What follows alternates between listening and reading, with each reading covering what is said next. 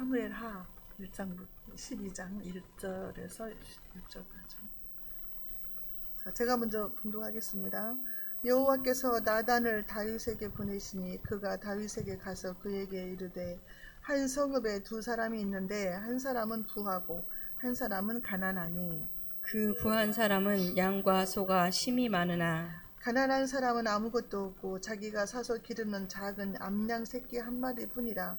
그 암양 새끼는 그와 그의 자식과 함께 자라며 그가 먹는 것을 먹으며 그의 잔으로 마시며 그의 품에 누우며 그에게는 딸처럼 되었거늘. 어떤 행인이 그 부자에게 오매 부자가 자기에게 온 행인을 위하여 자기의 양과 소를 아껴 잡지 아니하고 가난한 사람의 양 새끼를 빼앗아다가 자기에게 온 사람을 위하여 잡았나이다 하니 다윗이 그 사람으로 말미암아 노하여 나단에게 이르되 여호와의 살아계심을 두고 맹세하노니 이 일을 행한 그 사람은 마땅히 죽을지라. 그가 불쌍히 여기지 아니하고 이런 일을 행하였으니 그 양새끼를 4배나 갚아주어야 하리라 한지라. 아멘. 네, 인사하겠습니다. 오직 예수님밖에 없습니다. 네, 예수님밖에 없는 줄로 믿습니다. 오늘은 사무엘하 12장인데요. 다윗의 회개예요. 하나님의 징계와 다윗의 회개죠. 지난번에 이제 11장에서 다윗이 왜 징계를 받아야 하고 왜 회개를 해야 되는가. 11장에서 다윗이 범죄가 나오잖아요. 다윗이 그 세 가지 이제 죄를 범했잖아요. 그래서 첫 번째는 이제 간음죄를 범해서 우리아의 아내. 우리아는 다윗의 병사 37명 중에 들어가는 훌륭한 병사였다, 그 장군이었다 그 말이죠. 근데 우리아의 아내 밧세바를 이제 동침을 해서 임신을 했잖아요. 그래서 그것을 감추기 위해서 노력을 했어요. 그런데 우리아가 너무너무 정직해서 우리아가 와가지고 그게 안 넘어간 거예요. 너무 정직해. 하나님의 법궤와 그 다음에 요압 장군과 왕의 부하들이 전쟁터에 들판에 있다. 그런데 나만 어떻게 혼자 집에 가서 편하게 쉬고 자겠냐. 그러면서 끝까지 집에 안 가고 전쟁터로 갔잖아요. 그래서 결국에는 이제 목숨을 잃게 되는데, 사실은 다윗이 편지를 써서 들려보냈잖아요. 다윗이 이제. 그런데 우리아의 손에 들려보낸 그 편지 속에 우리아를 죽이라는 거였잖아요. 맹렬히 싸우는 그 속에 우리아를 집어넣고 너희들은 뒤로 빠져라. 그래서 우리아가 죽게 만들어라 그랬어요. 그래서 지금 간접 살인을 한 거예요. 그런데 하나님이 보시기에 이건 악했다 그랬잖아요. 근데 악한 것을 하나님은 다 보고 계신 거예요. 다 보고 계신 그 하나님이 가만히 계실 리가 없죠. 공의로우신 하나님이시잖아요. 그래서 하나님께서 오늘 본문 말씀에서는 나단 선지자를 다윗에게 보내요. 보내서 네가 이렇게 했으니 너 죄를 깨달아라 하고 이제 말씀을 전하게 됩니다. 그래서 이제 다윗 가문에 하나님께서 징계를 하신다. 그래서 징계의 말씀을 주시고 그래요. 그래서 다윗이 이제 고백을 하죠. 드디어 내가 여호와 앞에 범죄하였나이다. 고백을 하는 그런 내용입니다. 그래서 고백을 하고 회개하고 나서는 이제 회복이 되어서 다시 하나님의 은총을 받게 되는 그런 이제 내용입니다. 자, 첫 번째로 하나님이요, 나단 선지자를 다윗에게 보내요. 자, 1절에 볼게요. 여호와께서 나단을 다윗에게 보내시니 그가 다윗에게 가서 그에게 이르되 한 성읍에 두 사람이 있는데 한 사람은 부하고 한 사람은 가난하다. 자, 하나님이 나단 선지자를 보내는데 거의 1년쯤 뒤에 보낸 거예요. 왜냐면 아기가 날 때쯤 돼서 보낸 거예요. 바로 죄를 지었을 때 보내서 딱 지적을 하면서 징계를 하고 막 채찍을 하고 그러면 좋은데, 하나님이 그 기간을 두고 보신 거예요. 그냥 임신을 했는데 그때 범죄했잖아요. 근데 아기가 날 때쯤에 가가지고 선지자를 보내서 네가 이렇게 했다 이렇게 말씀을 하시는 거예요. 그러면서 하나님이 왜 바로바로 책망을 하지 않으실까? 우리가 지금 세상을 살다 보면은 그랬잖아요. 왜 어떤 사람은 그러죠. 귀신이 있다면 왜 저런 사람 가만 놔두나 이런 말도 하잖아요. 하나님이 살아계시는데 왜 저 사람 가만 놔둘까? 저렇게 악한데 바로바로 징계하고 채찍질하면 죄를 범하지 않을 텐데 왜 놔두실까? 우리가 그런 생각이 들잖아요. 그런데 하나님께서 왜 그렇게 기다리고 계실까? 그 영적인 죄를 지으면 영적으로 고통스럽잖아요. 왜냐하면 죄 지으면 다 고통스러워해요. 양심이 있으니까. 그 고통 속에서 깨달으라고. 다시는 범죄하지 말라고. 응? 그리고 그 강팍하고 완악한 그 마음이 하나님께 돌아오라고 기다리신다는 거죠. 돌아오기를. 스스로 깨닫고 돌아오기를 기다리시는데 다윗이 그 얘기 날 때까지 그런 게 없었던 거예요. 회개했다는 말이 안 나와요. 하나님 찾았다는 말도 안 나오고. 그러니까 하나님께서 이제 나단 선지자를 보낸 거예요. 하나님 먼저 찾아가세요. 우리도 죄를 짓고 있을 때 하나님 먼저 오시잖아요. 먼저 찾아가시는 거예요. 에스겔서도 34장 11절에 주 여호와께서 이같이 말씀하셨느니라. 나 곧 내가 내 양을 찾고 찾되 그랬어요. 이게 하나님이 먼저 찾아오십니다. 저도 뭐 내가 먼저 예수 믿겠다 그런 적 없거든요. 그 사람 친구들하고 막 싸웠잖아요. 중학교 때 막 학교에서 돌아올 때 막 친구들하고 싸웠어요. 두 사람은 예수 믿고 두 사람은 안 믿었는데 나는 할머니가 절에 다니게 나는 불교다고 그랬어요. 그래가지고 막 2대2로 싸웠어요. 그래서 예수 믿을 생각은 없었거든요. 근데 내 속으로 내가 전주로 학교만 가면 교회 가야지 뭐 그런 생각을 했어요. 바깥으로는 싸웠는데. 그러니까 내가 뭐 가고 싶다 그런 것이 아니라 그 마음을 하나님 주신 거잖아요. 하나님이 죄를 지은 인간들한테 먼저 오시는 거예요. 찾아오시는 거예요. 그래서 지금 찾아오셨어요. 예수님도 그랬어요. 누가복음 19장 10절에서 인자가 온 것은 예수님이 온 것은 잃어버린 것을 찾아서 구원하려고 오셨다. 예수님이 이 땅에 오신 목적이에요. 이게 잃어버린 양을 찾아서 구원하려고 오신 거라는 거예요. 그래서 그 양을 찾기 위해서 그 양을 구원하기 위해서 당신의 목숨까지도 주셨잖아요. 우리 예수님께서. 그렇기 때문에 우리가 깨닫지 못할 때도 하나님이 먼저 오셔서 깨닫게 하신다는 거죠. 자, 그런데 나단 선지자가 와가지고 막 직선적으로 막 너는 이런 죄를 지었어. 너는 죽을 죄를 지은 거야. 막 이렇게 하지 않고 예화를 들어서 말을 하는 거잖아요. 그러면서 뭐라 그래요? 2절 3절 그 부한 사람의 양과 소가 심히 많으나 가난한 사람은 아무것도 없고 자기가 사서 기르는 작은 암양 새끼 한 마리뿐인데 그 암양 새끼가 막 자기 자식 새끼처럼 딸처럼 그렇게 살았다잖아요. 먹고 마시고 같이 지금은 외환견 키우듯이 그런 가족처럼 그렇게 살았다는 거예요. 그러니까 그 가난한 사람은 그 암양 하나뿐이라는 거죠. 부자는 양이 많은데 양과 소가 심히 많은데 이 가난한 사람은 오직 그 딱 한 마리 있었다는 거죠.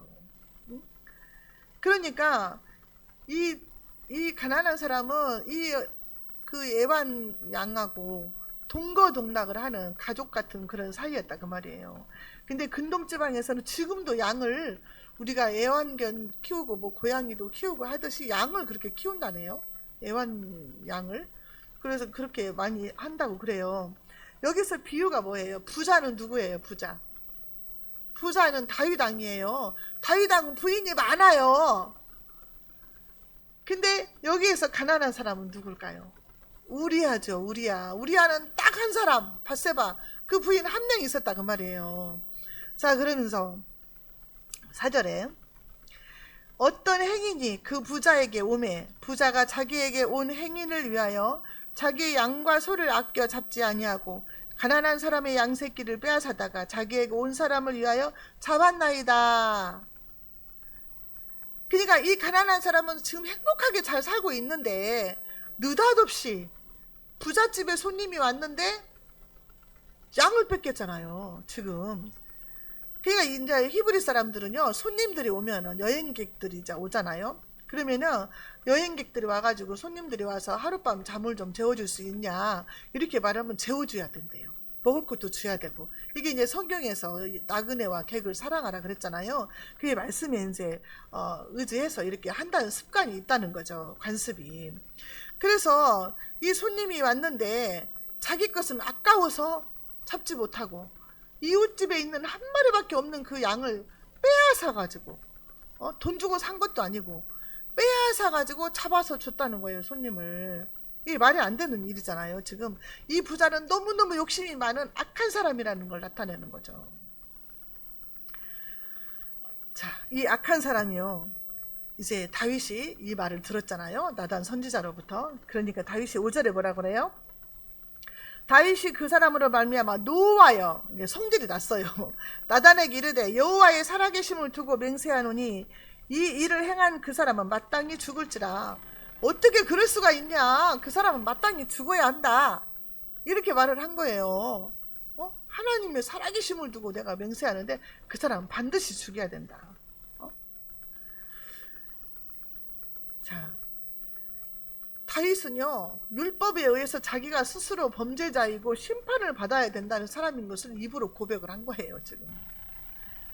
그쵸? 누가복음 6장 41절에 보면은요, 어찌하여 형제의 눈 속에 있는 티는 보고 내 눈 속에 있는 들보는 깨닫지 못하더냐 그랬거든요. 이게 내 눈 속에는 들보가 있어서 아무것도 보지를 못하는데 형제의 눈 속에 있는 티만 보인다, 이 말이에요. 이게 내 죄는 이렇게 큰데 그건 안 보이고 형제가 잘못한 거, 아주 사소한 것이 눈에 보인다는 거. 이게 인간인 거죠. 우리가 다 그래요. 다 거의 다 그래요.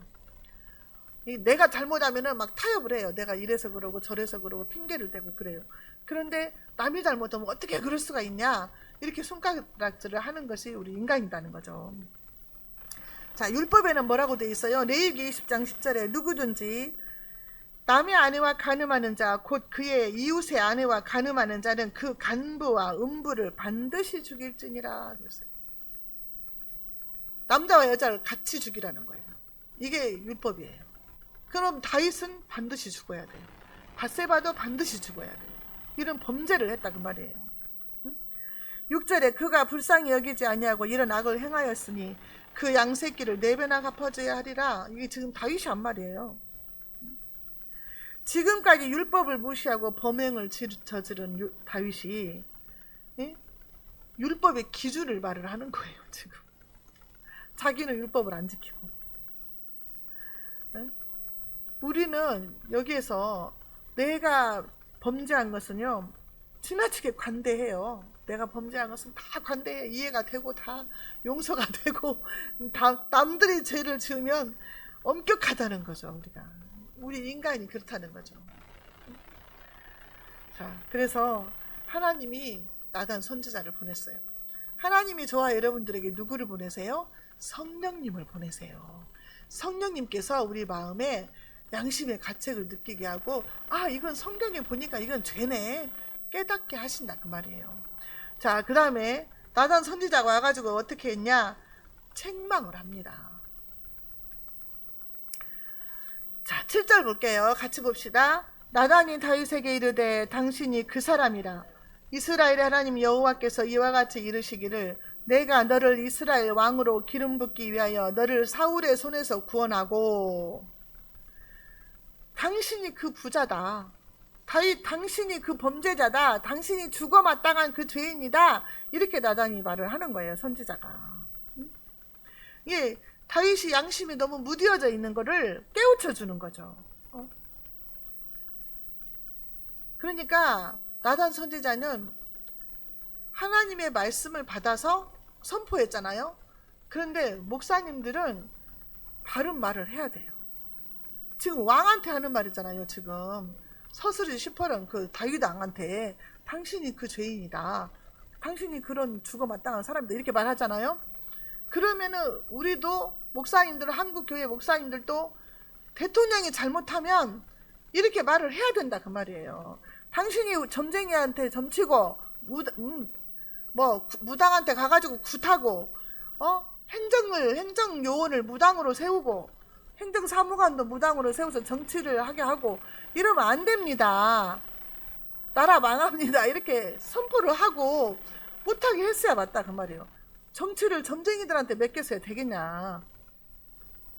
바른 말을 해야 참 선지자다, 그 말이에요.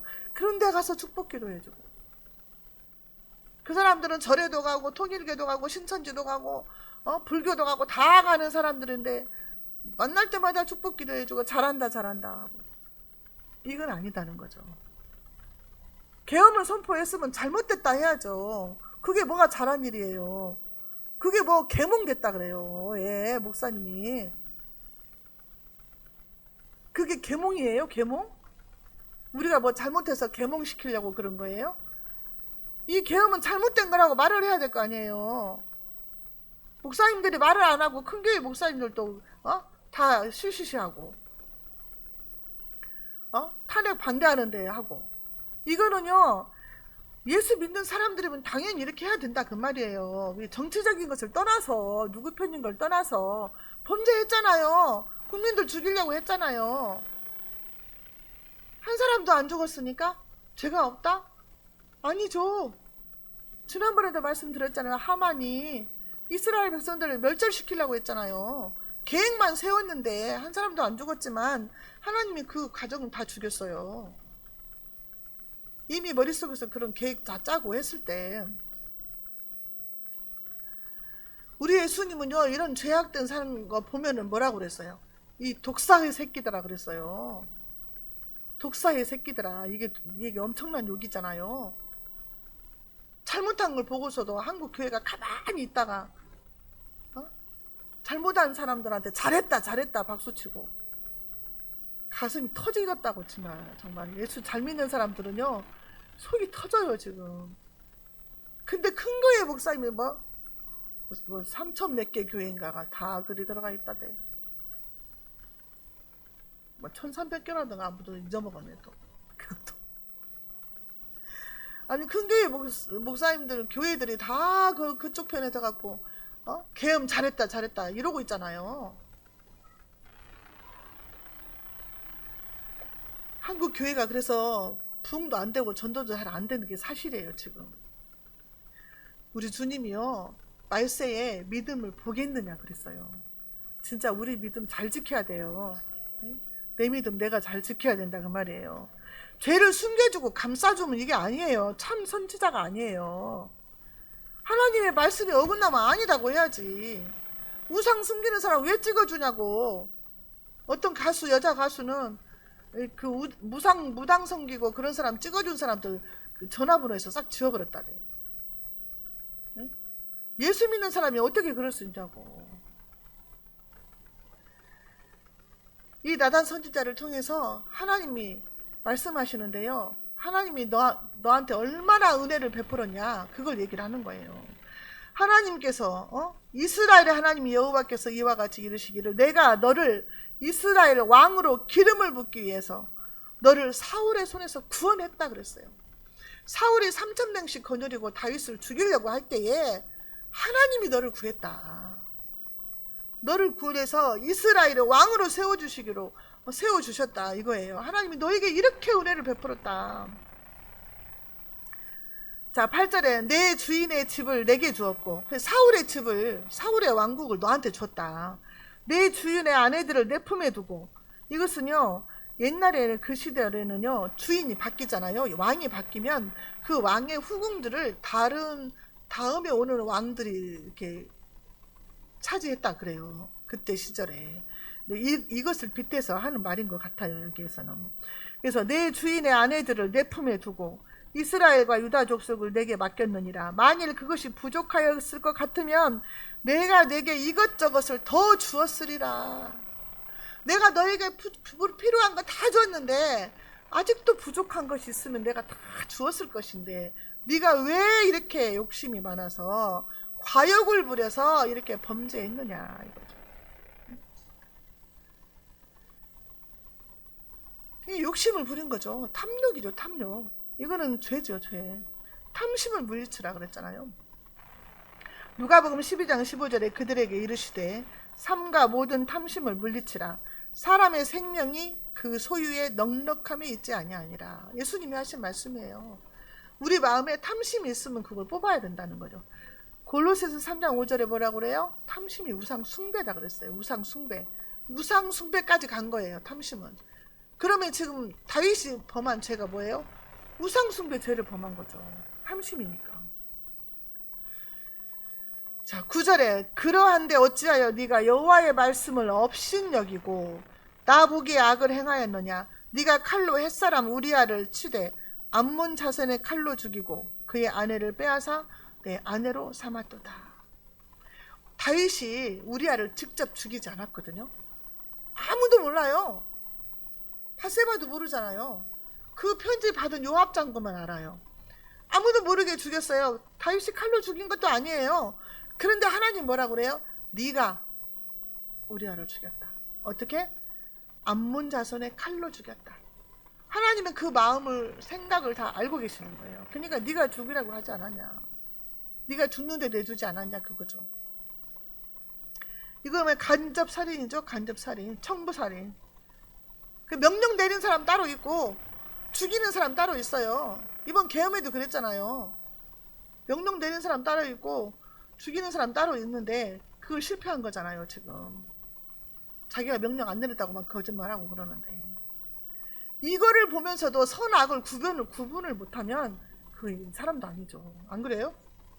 국민들을 죽이라고 하고 시체를 만개를 주문, 시체 담든 걸 만개를 주문하고 이렇게 한 사람들을 잘했다고 하고 계엄군을 그 집으로 보내야 해요. 그래갖고 포고령도를 해야 돼.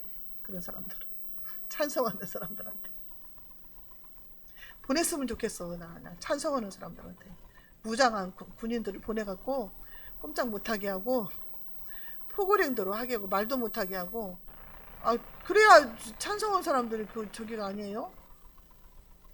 어떻게 이런 상황에 계엄을 찬성할 수가 있냐고.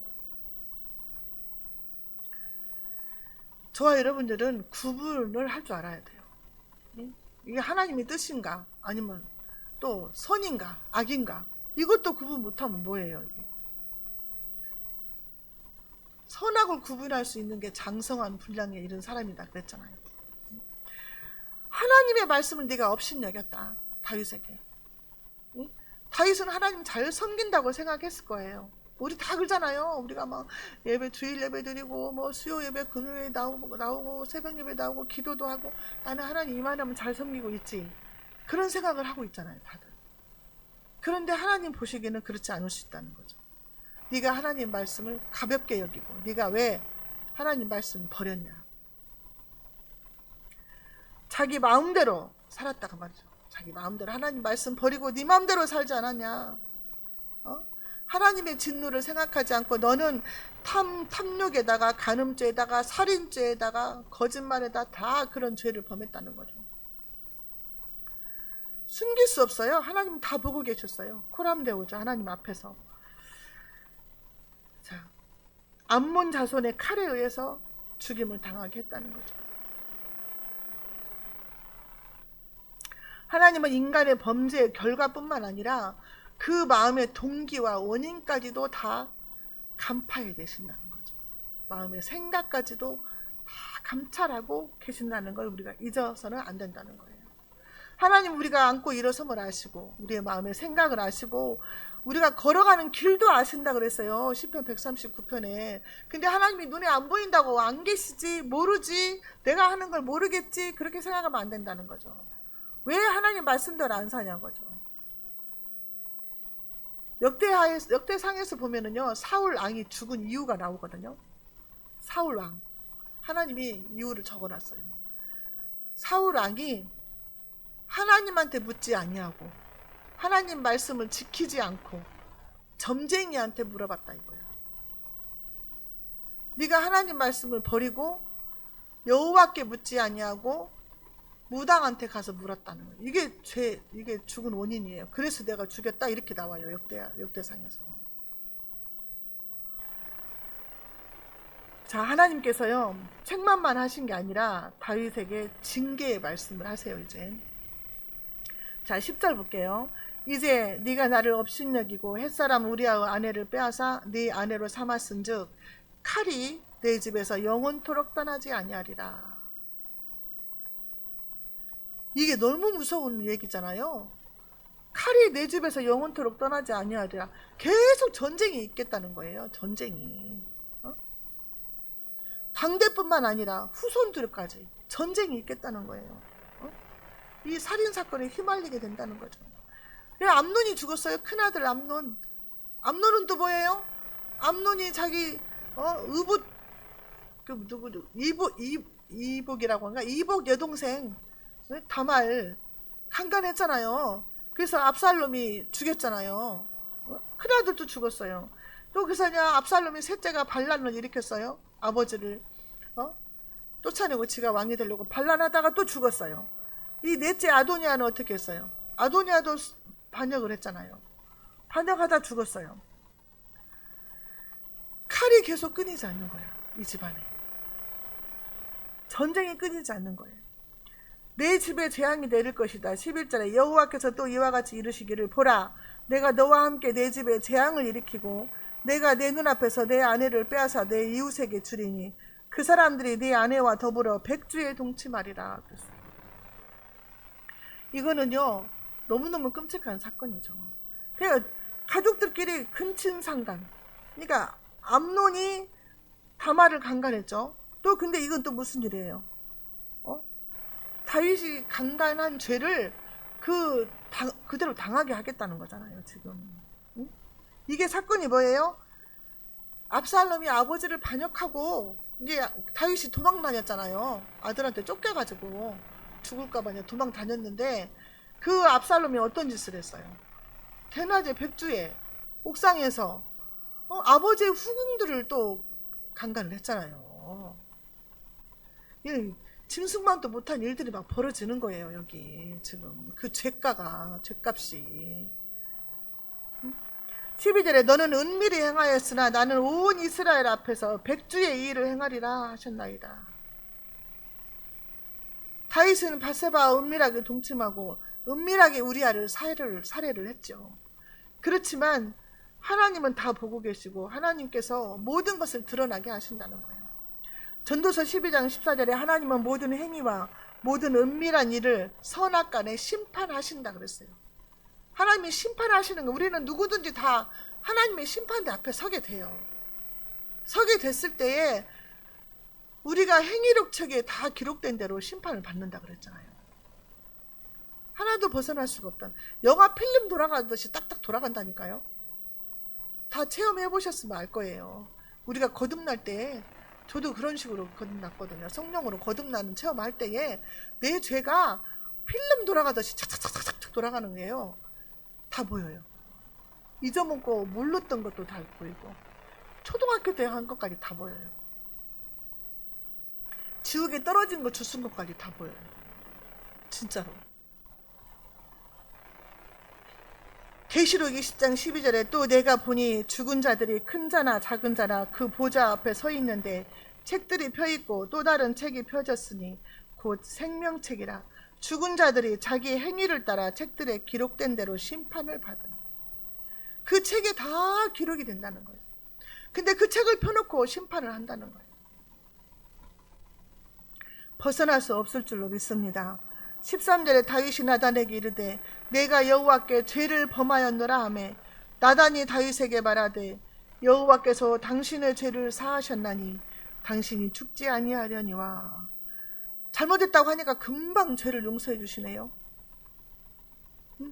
여호와께서 네 죄를 용서했다는 거예요. 사하셨대요. 그래서 죽지 않을 거라는 거예요.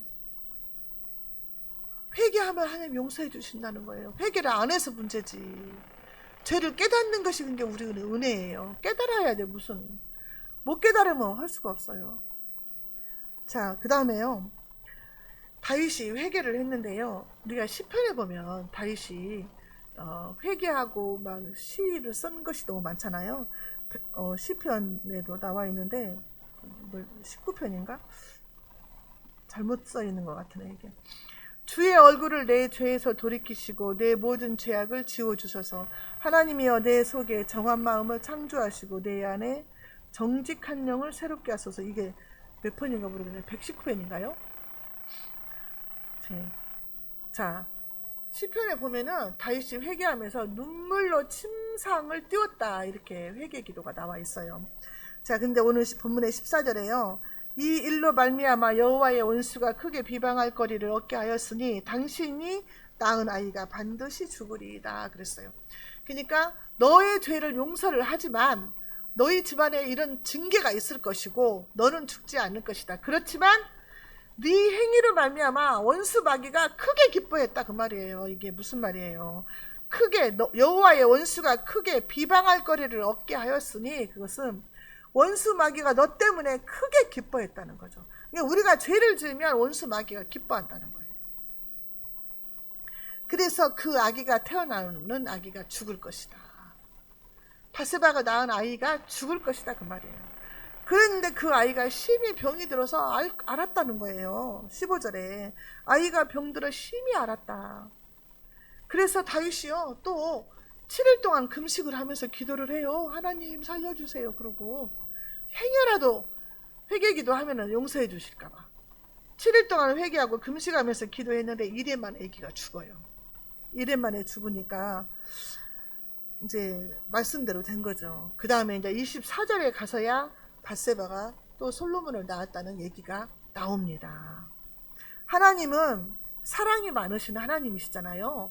다윗을 많이 사랑했죠. 그런데 아무리 사랑하는 다윗일지라도 공정하신 하나님은 공의로우신 하나님이시다 그 말이에요. 죄를 그냥 넘어가지 않아요. 하나님은 죄를 넘어가지 않고 반드시 징계하신다는 거예요. 그러니까 우리가 자식들을 키울 때도 마찬가지예요.